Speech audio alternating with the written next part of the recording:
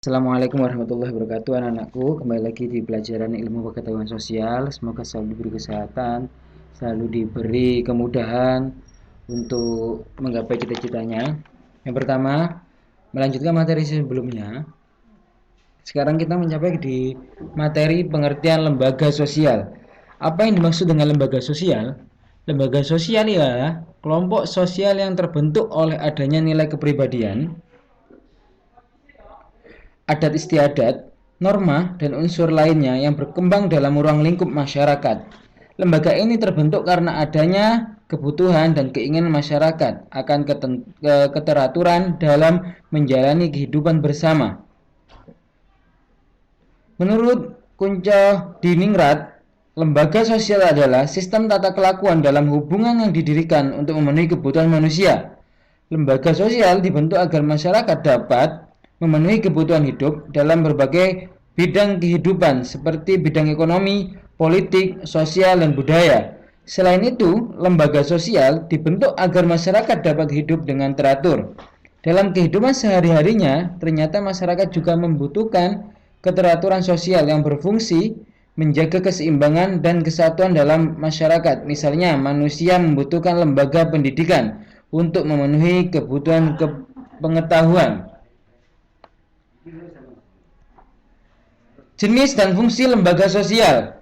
Terdapat beberapa lembaga sosial yang ada di masyarakat kita, yaitu lembaga keluarga, lembaga agama, lembaga ekonomi, lembaga pendidikan, lembaga budaya, dan lembaga politik.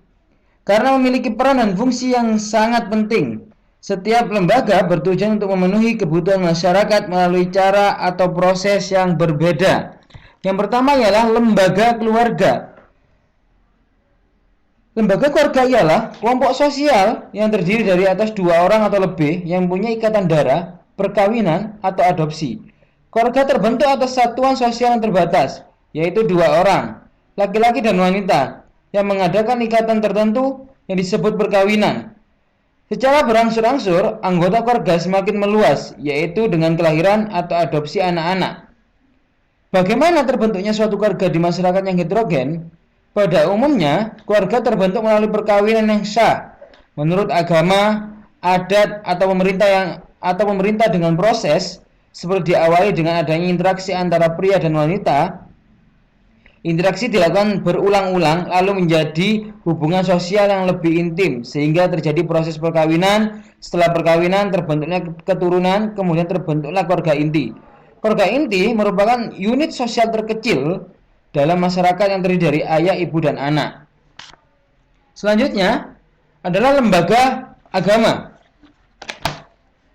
Lembaga agama di sini merupakan cerminan orang yang beradab. Dengan beragama, seseorang dapat membedakan antara yang benar dan yang salah, mana yang hak dan mana yang batil. Agama adalah pedoman hidup manusia untuk mencapai kebahagiaan hidup di dunia dan akhirat. Emil Durkheim, tokoh ilmu sosial, menyatakan bahwa agama adalah suatu sistem kepercayaan dan tingkah laku yang berhubungan dengan kegiatan sakral. Sistem tersebut mempersatukan semua penganutnya menjadi satu komunitas berdasarkan nilai-nilai bersama. Jadi lembaga agama mengarahkan setiap manusia sesuai dengan nilai-nilai kebenaran yang sangat berguna bagi kehidupan seseorang. Sehingga lembaga tersebut diharapkan dapat menuntun seseorang ke kehidupan yang hakiki dan akhirat. Jadi fungsi lembaga agama adalah bagaimana menjadikan nilai-nilai yang baik. Tidak ada agama apapun di situ yang mengajarkan nilai-nilai yang buruk. Semua agama mengajarkan nilai-nilai yang baik, tergantung penganutnya masing-masing.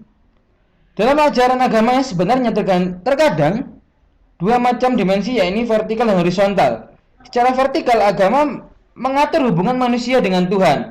Dalam dimensi ini, agama mengajarkan kepada pemeluk-pemeluknya agar selalu berbakti dan taat kepada Tuhan. Jadi di dalam Islam pun ada yang namanya hablum minallah, hablum minannas, hablum minal alam. Yang pertama adalah hubungan manusia dengan Tuhannya. Yang kedua hubungan manusia dengan manusia. Yang ketiga adalah hubungan manusia dengan alam. Mungkin itu aja anak. Kalau ketika ada pertanyaan atau kurang paham bisa ditanyakan di grup yang sudah tersedia. Sekian dari Pak Rahman. Wallahul muwaffiq ila aqwamit thoriq. Wassalamualaikum warahmatullahi wabarakatuh.